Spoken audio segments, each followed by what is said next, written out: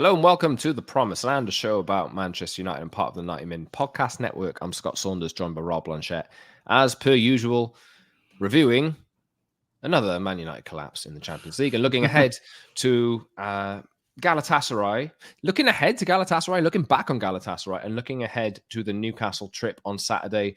It is December. It is the festive season. It is where footballers play more games than they care to play. Matches every 3 days, injuries everywhere. United's actually is clearing up slightly, a little bit, but you just wait.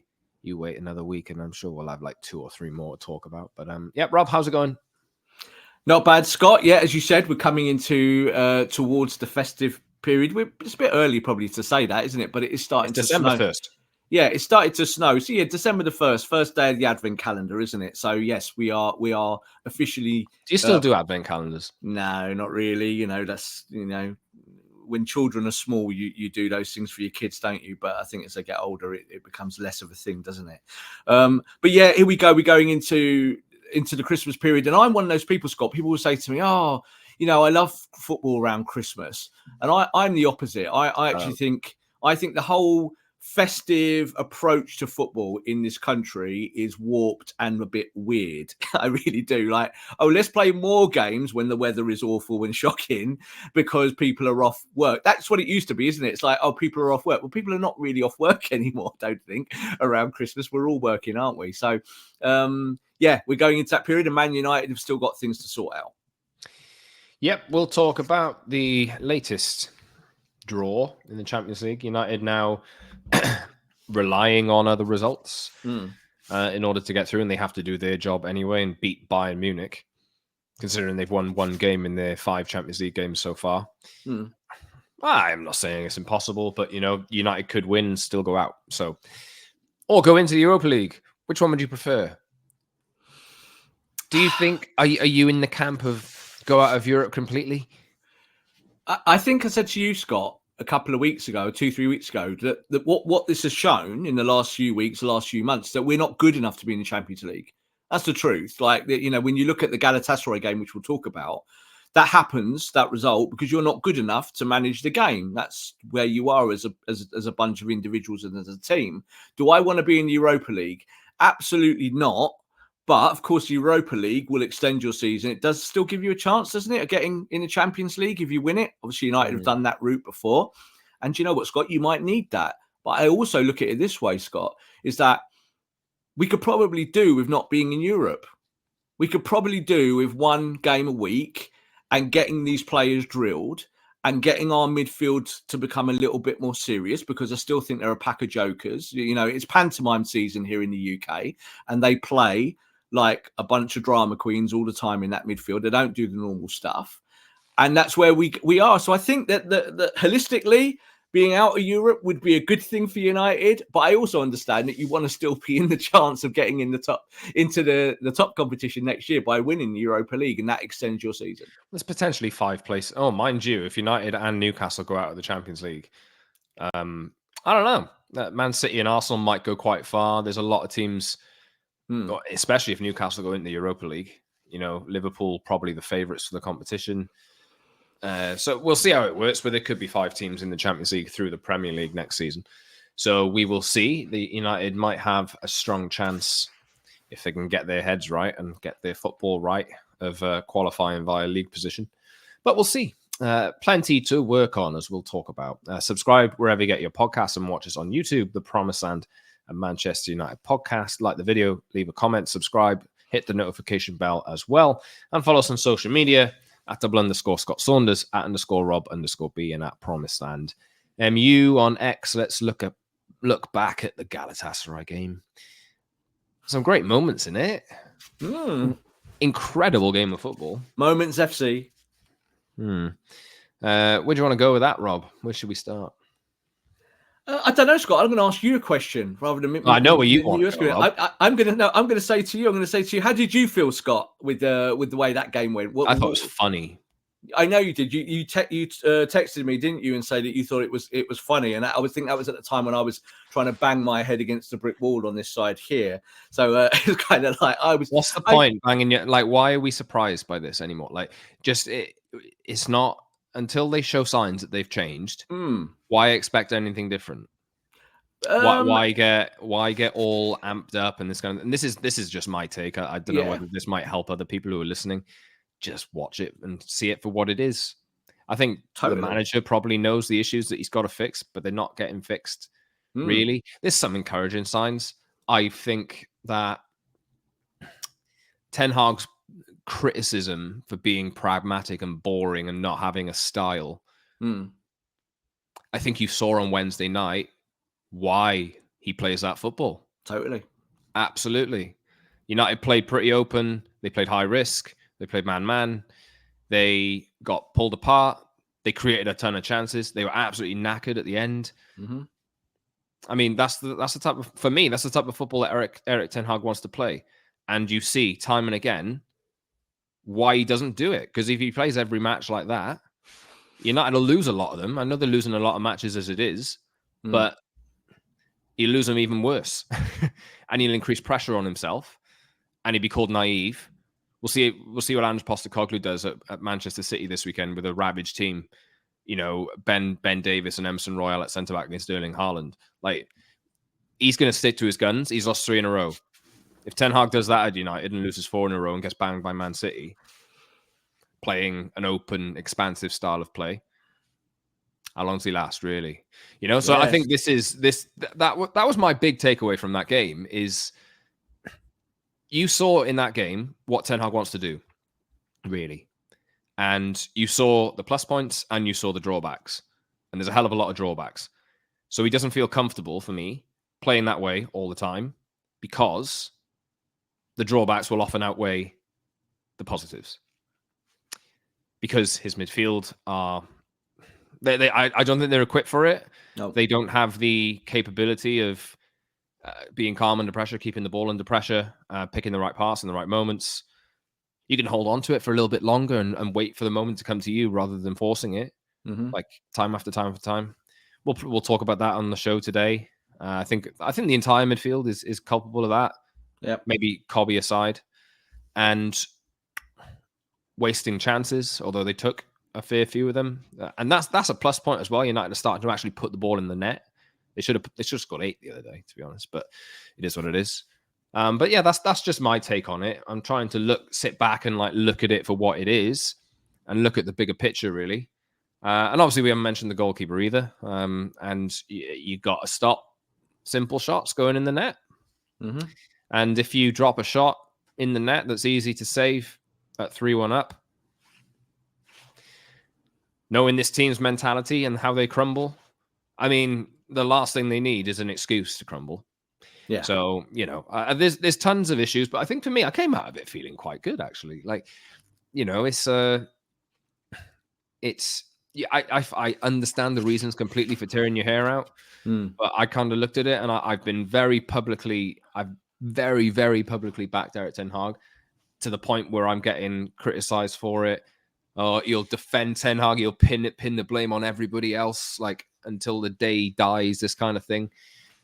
But that game for me was proof why. That was proof why. And he's naive in his own senses. His style that he wants to play is very, very open, very, very high risk. And your team has to be perfect if you're going to play that way. Totally. Look, I'm with you all the way with all of that. And I think this is why we've said on the show that this is not just a tactical issue. It's not just about the manager. You just said they're about style of play. I do think that he's putting his trust as a manager into his players. Like, I don't see him being massively reductive on the football pitch. Like, I don't see him trying to stop people being themselves, if you know what I mean, like their best side of it. You just said they're about, you know, the emotions of it. You know, I'm the purveyor of don't get too high, don't get too low. I think you have to stand back and be a little bit stoic when it comes to analysing these things around a football team, why teams do well, but also why they don't do well. I think when you look at Man United, The frustration, Scott, comes for me is that stuff that they should be still doing better than they are because they're professional footballers. Now, if it was like you just said, they're putting the ball in the net, that's the hardest art in football, creating guts, opportunities, scoring goals. It's the hardest part of football. But quite often we just don't give the same value to things like possession, to territory and stuff like that. It's not as interesting. It's not as box office. You're right. I'm happy Man United are finally looking like a better team in the final third. And I think that comes from having Bruno as your 10. If Bruno's up that end of the pitch, I think you can squeeze it all up there. Scott McTominay makes runs from that area into the box. He's looking more like a kind of goal-scoring midfielder, isn't he? But you give so much away to the opponent on the deck that you're literally killing yourself game after game after game. It doesn't matter how much you run, and risk and reward is fine. But most teams don't play risk and reward. Like you're talking about Ange Postecoglou there in Tottenham. They played risk and reward at the start of the season. Looked quite good, didn't they? They're now going to get found out because they've got injuries. So you can't carry on doing the same thing if it keeps hurting you. So He will, though. He will, and that's fine, and they can live and die by that. Like, Yeah. I'm fine if managers want to do that. That's cool. That's like you put your neck on the block and you get sacked. That's okay. That's on you, isn't it? That's your style of football. You know, it's like I said it before. Bielsa at Leeds. You know, while it all works, everyone loves it, and you're a genius. And when it goes wrong, you're suddenly a madman. So I think with Ten Hag, 18 months into the project, I still think he's looking for answers for things that maybe there isn't answers for. Like ball retention means that you need players that look after the ball better. But up here, Scott, not with the feet, is to look at the game up here and look around you and go. For the benefit of audio listeners, he's pointing at his head. I'm pointing my head. You can't hear me banging it in my microphone there. But you point to your brain because that's what it's about. It's about intelligence, football intelligence. And that is about you're 2-0 up in a game, Scott. Slow the game down. You've done really well to get 2-0 up, slow the game down, get to halftime at 2-0, kill the emotions of the opponent, take it away from them, be boring. You've done what you need to do. This is about professionalism. They can't do it. I don't know why that is, because I don't think Ten Hag at 2-0 is saying, yeah, lads, just go 60 yards and run around and just flick the ball out of play and concede stupid fouls around the box. Just do all that. That's okay.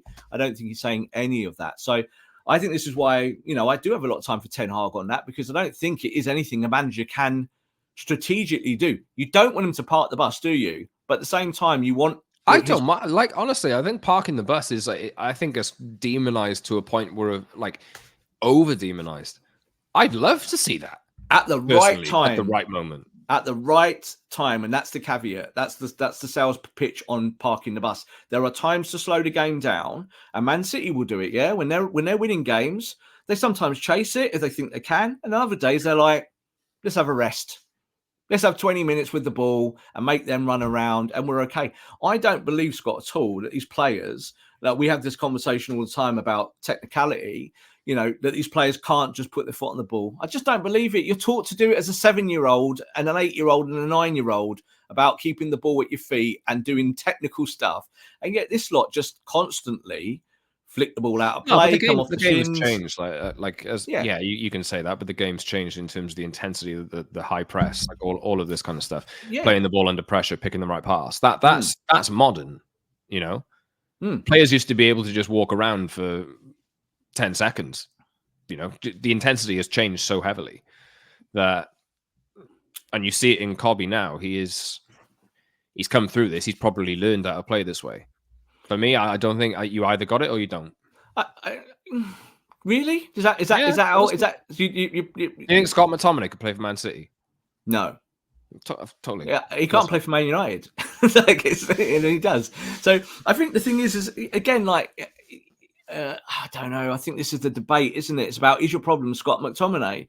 Like, for me... No, he was just one player I picked out. He's just one player, exactly. And I think this is the whole thing. The whole midfield is culpable. And I still think, Scott, that there's no way on a training pitch at Carrington that the boss is saying to them, lads, you can't keep the ball. So what are you doing? Why are you not working around these things? Like, just play...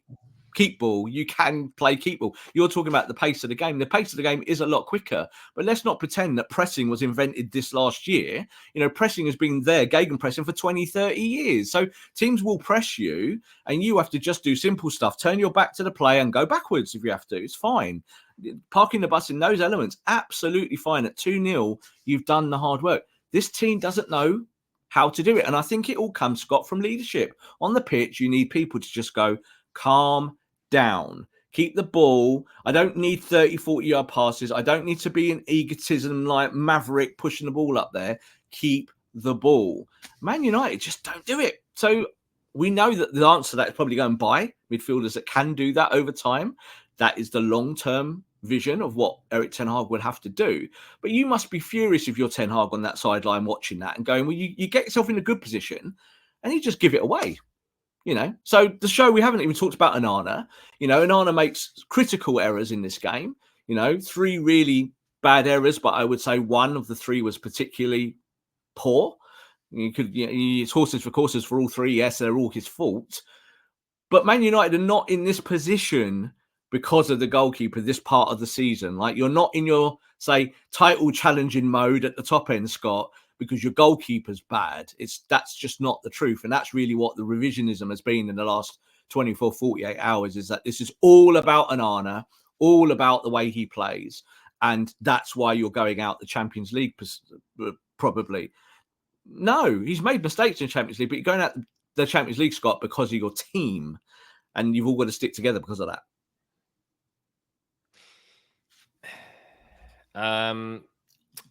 Where do I go with that? Because I go where you want. Not that I don't agree, Rob.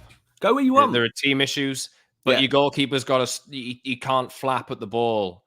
He's let one in at Munich. I will give him the risk of passing the ball out that happened at home to Galatasaray. I'll give him that because that's going to happen. Yeah, just catch the ball, man. Just catch the ball. Stop trying to be fancy. Stop trying to palm it out. I know that he was probably unsighted a little bit, but don't get me wrong. Any top goalkeeper should be saving that, and we're seeing a lot of mistakes from him. And I'm not saying drop him. I'm not even saying to drop him. I'm just saying he's got a. You can't make those errors. So I see Jamie Carragher, Rob, has done a Telegraph column this week about Man United again. About Andre Onana, saying he needs to stop making glaring errors. What are your thoughts on the Onana situation? Yeah, look, with the Onana situation, obviously off the back of the Galatasaray result and literally all of the Champions League games where he's made lots of mistakes, yes, your goalkeeper needs to make less mistakes. Ideally, Scott, no mistakes, because then we don't have this conversation. When we bought Onana, one of the things that we said consistently was that he's going to infuriate a load of Man United fans because he's the kind of goalkeeper that does make errors. He's the polar opposite in personality to David De Gea. So David De Gea, who's very solid in the middle of his goal and wants to be that kind of goalkeeper in his 6-yard box. I think you see with Onana, the kindest word you could call him is unconventional, isn't he? That's what you could say. And he does look really awkward with a lot of these mistakes he's making. Like, you're thinking, why are you not just getting a strong hand on that and pushing it away? He doesn't really do that. Do you remember the Icardi goal, Scott, earlier in the Champions League campaign, where he just kind of lifts it and he just falls down and it just kind of lifts it? There was another example of that in this game, the Lindelof shoulder offside with Icardi again, actually. Like, there was a chance Onana didn't know what to do. Yeah, like in one-on-ones, you might as well not have him there. The way he's looking at them. He does. Like, I was really shocked this season, I think, with him, is that how bad he is in that one-on-one situation, because he's got this reputation as a mobile goalkeeper, but he's actually got pretty poor mobility in those moments. Like, you want a goalkeeper to come out and be big and to close angles down and to kind of get deflections. He's not that kind of goalkeeper at all. He doesn't. His timing on that is pretty poor. But, so this is where the but comes. If we think that all of these issues at Man United are around goalkeeping errors or the goalkeeper, it is very similar to last season when we were criticising De Gea. Is that De Gea can only do so much in his skill set and he'll look silly in certain situations. I think it's the same for Onana, is that you're not replacing one outgoing goalkeeper with the perfect solution. You're replacing him with a different solution. So I think with Onana, again, at Man United, the amount of chances that we've been conceding this season through the midfield and defence has meant that he's had more opportunities to save the ball. And this year, he's top with Liverpool in the Premier League with his save percentage. So he's making the saves week to week to week to week, but he's also making horrible howlers in the Champions League, Scott, and that is why we're talking about it. But I think, Scott, as a goalkeeper, this is what happens with some goalkeepers. Like Peter Schmeichel was like this in the early years. It's all great to remember him now, but in those early years, Schmeichel would make one rick every few weeks, and you'd be like, what is that goalkeeper doing? Like, why is he diving over the ball? Or why has he come out so far? Or why has he not made that basic save? And it took him years to kind of develop into the English Premier League to be as good as he became. I'm not saying Onana's going that route, but I do think with Onana is that there are downsides to his game, Scott, that you're just either going to have to get used to, or you go buy another goalkeeper next year and find someone who's a solution. I think this is the thing with the second goalkeeper. Do you give him a go? I think at the start of the season, I said, do you give the guy a go? Did you put Onana on the bench and let him kind of sit it out for 2 or 3 weeks and let the storm pass to bring him back in? I don't think Ten Hag's going to do that. What would you do? Well, that's what I would have done in those early games. So, when we had those first Champions League games and we had early start the season, I'd have taken Onana out the firing line. But the caveat to that was that if you're at Ten Hag and you don't believe in what else you've got as a goalkeeper, then you're going to stick with the person you've just bought, aren't you? So, like, Onana's going to go, isn't he, now to the African Cup of Nations? So there's a natural space for him. That's not a guarantee, by the way. Well, I hope he doesn't go, because I think it causes you more problems. It's a selfish perspective as a Man United fan. But I think he probably will go to AFCON, and then he's out the team for a kind of limited amount of time away from Man United, out the firing line. What does it mean, Scott? When he comes back, he's going to just straight back in it. So, like, you might as well just carry on. So I don't think, Scott, as well, like, we apply science to goalkeepers in the way that we don't apply it to outfield players. Outfield players can make mistakes week after week after week after week, and we'll chat about it. But when a goalkeeper makes a terrible error and it really hits us there, and for people again watching, not watching on YouTube, I'm kind of punching my chest where my heart is, because it gets you right there. Fans explode, fans react. It is revisionism to say that David De Gea was not doing that last year. Let's do a little bit on this. Go on then. Stop it. Like, no. I understand just renew his contract for another year and pay him more than probably Onana's on, by the way. The guy's off.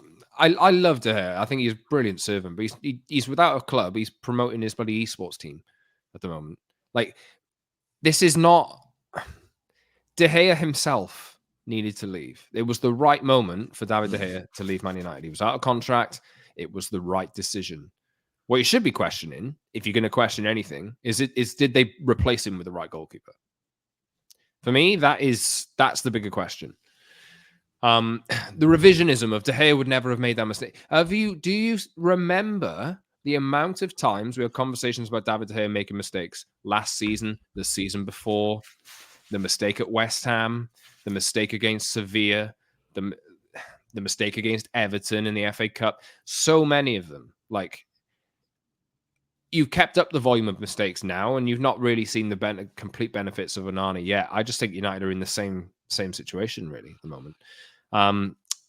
But stop the revisionism, please. The De Gea thing. It doesn't wash for me.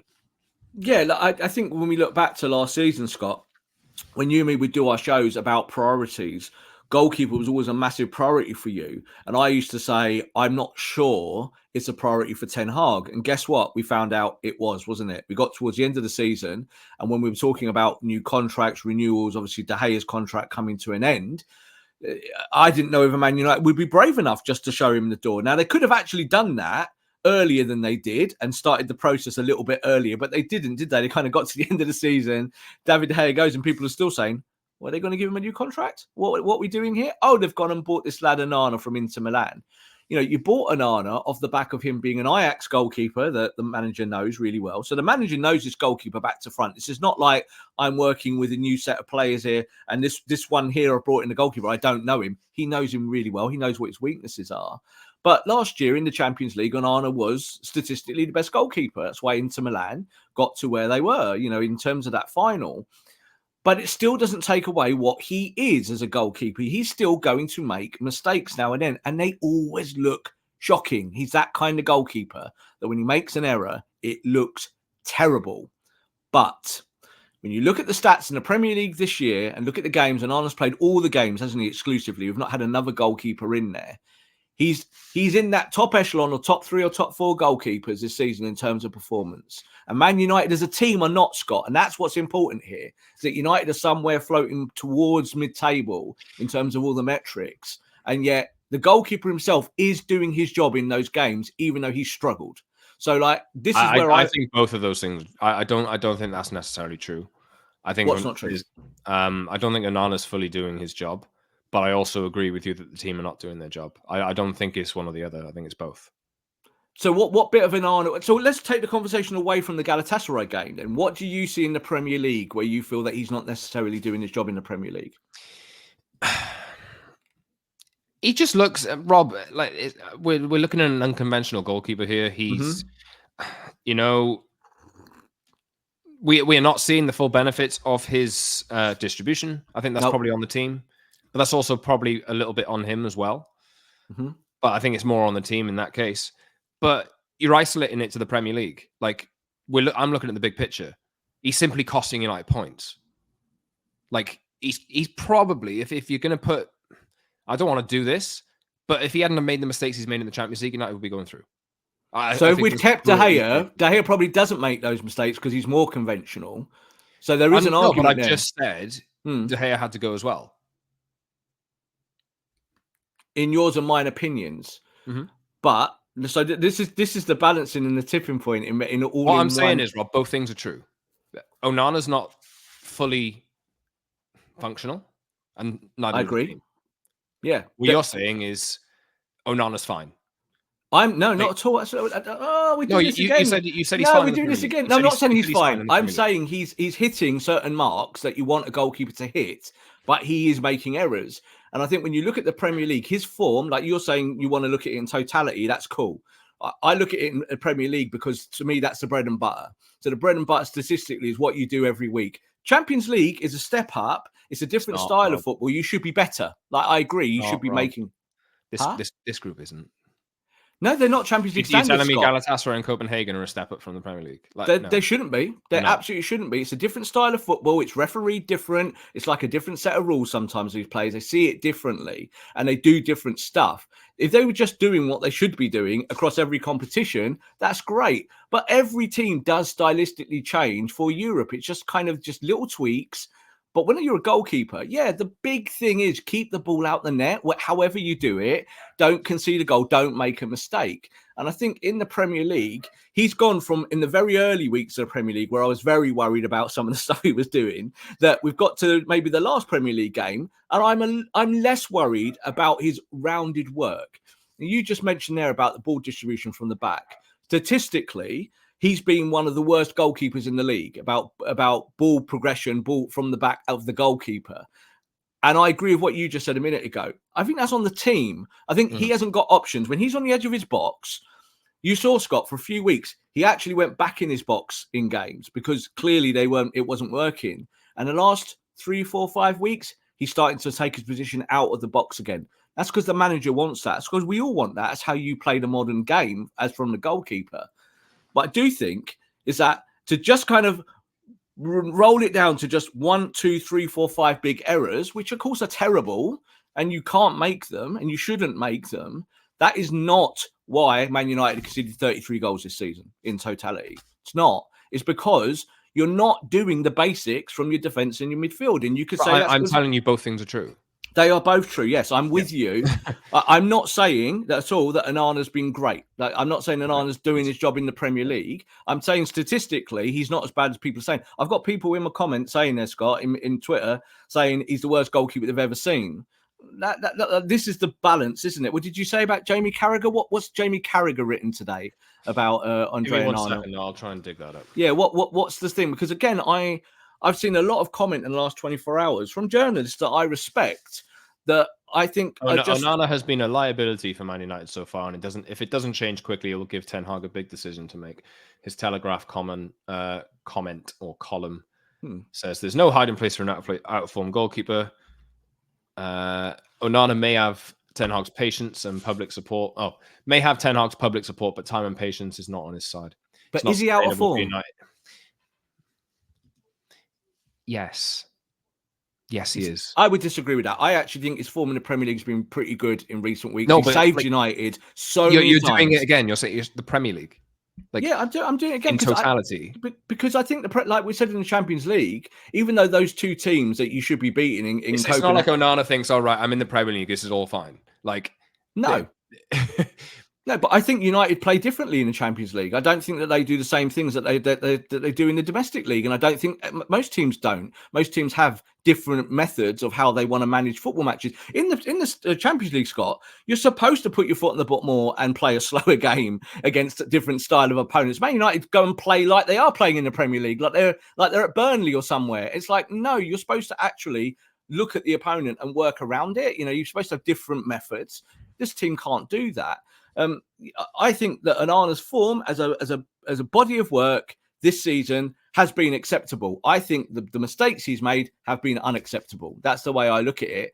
But I do hope that he improves those things. That's I think how a manager looks at it. Otherwise, Scott, if the manager looked at it like we're talking about here, he just drops him. Takes them out of the team, because that's what you do. If a player plays badly, you should drop them or give them a rest, as we like to call it, for a week or two. I don't think he looks at Onana in training and thinks, this is a guy who's out of form or not putting it in or not putting the work in. I think those mistakes are terrible, but goalkeepers will always get killed for those mistakes. Goes back to the start of time, Scott. Every goalkeeper can make huge ricks in a football match. As I said, Peter Schmeichel was like that for years, and we obviously remember him completely differently because he saved United a lot of times as well. But I do think that Onana, overall, except these Champions League games, has played pretty well to a certain extent. I don't think he's been bad. I've not come out of games week after week going, we got away one there because the goalkeeper was so bad today, but, we got away with that. I've come out of games going, he saved United today, made one or two really, really big top-class saves, top corners, all of that. He's doing his work. He's just still not there, not yet. And with a goalkeeper, that is very difficult because you end up then paying the cost of one or two huge mistakes. He is massively unconventional, Scott. And there is a conversation to be had that, do you go buy a conventional goalkeeper next year because you want convention? Or do you stick with this and it's a process, and then you just replace defenders and midfielders that lose the ball and don't protect the goal? I think that's a bigger conversation. I think that's probably where Man United truly are. Yeah, you can do that, but if a routine shot comes in from a free kick and he drops it, it doesn't change. It's the same thing. You still have it's a mistake. Problem. It's an error. It's a handling error. It's a handling error, and that's what it goes down as. And I don't think that his handling errors, when you compare them to the league across the body of work of the season, are massively out of line. It's just that these big moments, which are really important. I used the Icardi example earlier. When a player's coming out, please don't fall on the floor. Stand up to him. That's easy, isn't it? That's what you want your goalkeeper to do, to be big in that moment. But I'm not going to define the whole season on 1, 2, 3, or 4, 5 moments, because United are a moments team, and I keep begging them to be more consistent. I hope Onana becomes more consistent. I think his work week to week to week, Scott, I think has improved. And we have to hold on to that. We've got to hold on to that, because he's one player that has improved over that time. There's a load of them out there, Scott, that haven't. For him to stay improving, he's simply got to cut the arrows out. But let us know what where you stand on it. I personally, I'd stick with him for now. Yeah. And there's also the case that choice, you mentioned there that I think Erik Ten Hag, I don't think Ten Hag looks at him in training and thinks, I've got an out-of-form goalkeeper there. I think, again, Man United have made the error of spending loads of money on a player, and now they have to stick by him when he's in a difficult moment, because if they drop him, that's an admission of failure on the manager's part. I think that's how it's painted. That's where the pressure comes from. And I don't think that's true, though. I think that's how it's painted. I don't think that's how Ten Hag thinks. I don't think that's how United it probably isn't, but that will happen. Yeah. That will happen. I think he might look at Bayendir and go, well, this is my options. I bought 2 new goalkeepers. Bought this one to cover this one when he's at AFCON. So clearly he doesn't feel that that's a change he can make. And I don't think he's doing it out of ego that, I'll be seen that I'm wrong. I think he looks at Onana as his best choice. He's trying to pick his best choice for each match. I think there is a debate to be had about, you just said there, about if you buy a player, do you just stick with them? Well, that's the same every team. Like if you buy a player, you've got to give them opportunity to succeed as much as the chances that they get to fail. And with a goalkeeper, it's really difficult because you have to make that call of, is it an attitude issue? Is it because they're scared of what's in front of them? Is it disorganization, which comes from the goalkeeper? I think the goalkeeper has to organize a defense as well. But we know, Scott, that we do have a defence that's highly dysfunctional, a midfield that can't keep the ball. That means that this goalkeeper's having to do more work. It's the truth. But he's not perfect. He's never going to be perfect.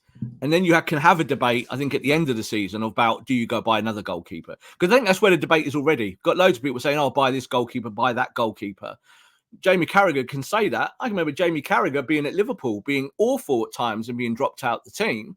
And then you have to play your way back in, don't you? With a goalkeeper, it's slightly different. Is that when you're out the team, it's very difficult to get back in. But I don't know that Man United have got a big option to drop Onana when it comes to that. I don't believe the manager thinks that. If only United could just... Remember when Pep signed Claudio Bravo? Gave him a season. I was like, nah. You're out. But we're not them, are we? We're not Man City. We're not, and we haven't got Pep Guardiola. And if we're comparing ourselves to these successful projects when we are a dysfunctional project, then again, I was more cracking a joke. I was just cracking a joke. I know, but I don't think the Claudio Bravo thing, because it's like he was like, as soon as you came in, you knew straight away, like you went, this ain't going to get better, and he was done, wasn't he, and cooked. And that was that. That was Pep Guardiola making that error of signing him first and foremost. But you then have to go rectify it. I think, again, if Erik Ten Hag looks at this and Onana carries on the rest of the season, doesn't improve certain facets of his game, I think we then have to ask the manager, well, what do you want stylistically from a goalkeeper? Like, do you want someone that's just rock solid, but maybe doesn't have the ball playing abilities? I think he'd like Andre Onana, but without the mistakes. Wouldn't we all like that? We all want that. I think that's what it boils down to. He's not going to Onana going, oh, Andre, don't, the mistakes are fine. He's not. He's probably ripping him to shreds and giving him some and saying, look, you got to be better than that. But I do think that those opportunities that United conceding game to game to game that's gone over the whole season are not specific goalkeeping issues. They are defensive and midfield issues. And that is the bigger picture for me. I agree with that. Do you want to go into any more depth? No, not really. I just think that, and yeah, you're laughing. You know why? Because obviously we talk about this stuff off camera. Because I'm not going to do the Bruno Fernandes segment, right? In fact, so let's do the Bruno segment by not doing it, right? Bruno at the moment in midfield as your number 10, great, fantastic. I like him up there. Everyone knows I've said that month after month after month. I've never stopped saying it. You saw that goal he scored against Galatasaray, Scott. In the 10, he's deadly. He's brilliant. That's where I want him. When he's in the 8, or the 6 or deeper, he costs you goals, he costs you games. Yeah, he gave 2 free kicks away that he shouldn't give away. It's just the bottom line. So people want to forget it because he scores the beautiful goal and he hits the post and he's great at the 10. But his job is to get back. We weren't doing the Bruno section. We're not doing the Bruno section. I'm ending it there. I'm not doing the Bruno section, but I'm more impassioned about that than goalkeeping errors. Like goalkeeping errors to me happen at every club. And it's boring for me, and I don't think you can't say to a goalkeeper just be better. Well, you want that from all players, but don't make those mistakes, please, Andre Onana.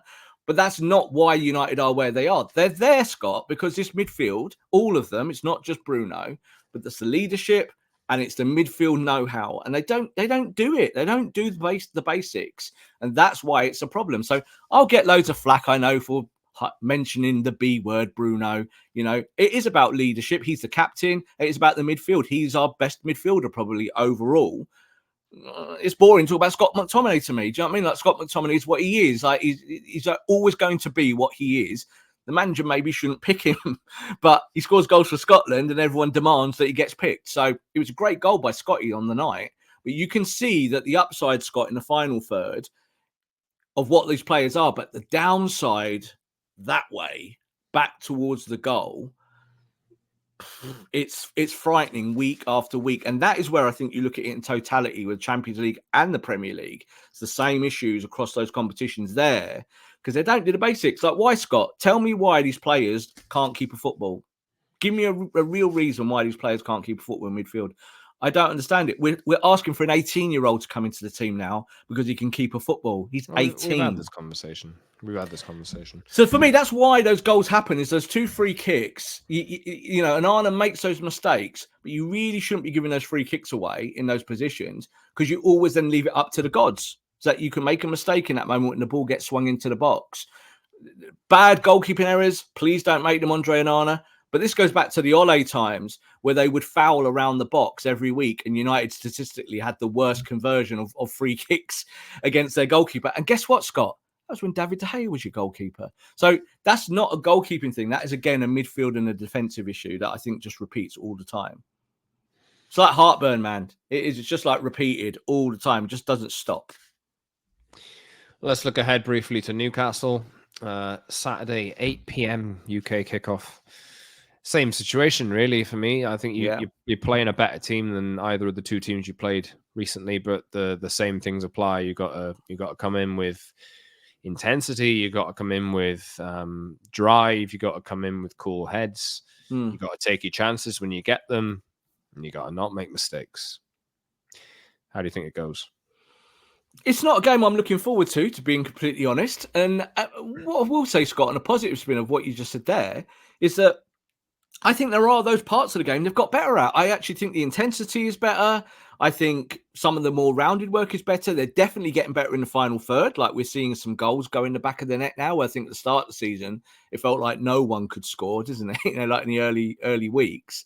So we're seeing that with this United team, that there are definite things that are improving. And I think that is great. I think when you run into a Newcastle, it's a good comparison of 2 teams that maybe have similar ambitions this season about where they are in the league, but maybe how one is suffering and one isn't. Now, both teams have got excessive injuries or have had excessive injuries. What Newcastle have shown is that their fundamentals have protected them, Scott, is that they look after the ball, they do the right things, they do the right work, they protect their goalkeeper. There was a chance in the Champions League where Pope made 1 or 2 real big howlers and got away with it. So you don't talk about it because Pope's a really solid goalkeeper, isn't he? But you look at Newcastle as a team and they will approach this, Scott, in the way that Newcastle approach every game. Now, that's the problem with Man United, is that you just don't know. You know, we talk about Jekyll and Hyde. You know that United might come into the game and blow Newcastle away and we'll be like, what are they doing? This is amazing football. Or they might just give fouls away around the box and Kieran Trippier will just destroy you. That's it. End of the game. They'll swing it in and Isak will get on his head and that will be it. And you'll concede another goal. So it's a tough game for Man United because even though these 2 teams have similar ideas and thought processes, there's one team I think that's actually much more comfortable in their own skin, and that's Newcastle. So hopefully United will look at all the progressive stuff that they've done in the last few weeks and carry that on because there has definitely been improvement in performances. I do think I think there's a moment coming, and I tweeted this before the Galatasaray game. One day, I don't know how soon it'll be, but one day United will get it right on an away ground that's difficult. One day. Yeah. And I think it's closing. I think we're getting close to it, personally. I don't know when exactly it's going to be, but I think for me, there's a little bit of optimism there for me. That like one day they will just not make stupid mistakes. I'm with you. One day they'll hold it. You know, so that's kind of. I can't say with any certainty United will go into that game and get anything. I do think my gut feeling is that they will. I think they will, actually. And I think they're capable of winning because they're showing that they can score goals. Newcastle are injury ravaged. Liverpool played terribly there and won. You know, I'm not saying United are anything like Liverpool, but, you know, we've seen what Newcastle can do to other teams. But at the same time, if United get it right and they get their heads in it and they look at all the mistakes they've made over the last few weeks and then they think, no, today it's going to be different.